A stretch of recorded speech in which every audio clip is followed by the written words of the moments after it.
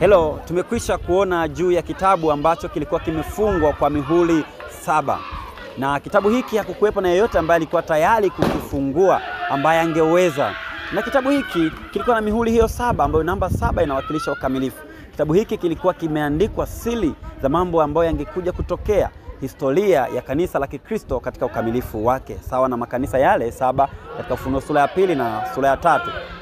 Lakini ni mwana kondoo simba wa kabila la Yuda alikuwa tayari ameshinda apate kuzifungua mihuri zile 7, na yuko tayari kuzifungua kwa ajili yangu na wewe. Katika sura ile ya 6 aya yake ya kwanza inasomeka, kisha nikaona napo mwana kondoo alipofungua moja ya zile muhuri 7, nikasikia mmoja wale wenye uhai 4 akisema kama kwa sauti ya ngurumo, njoo.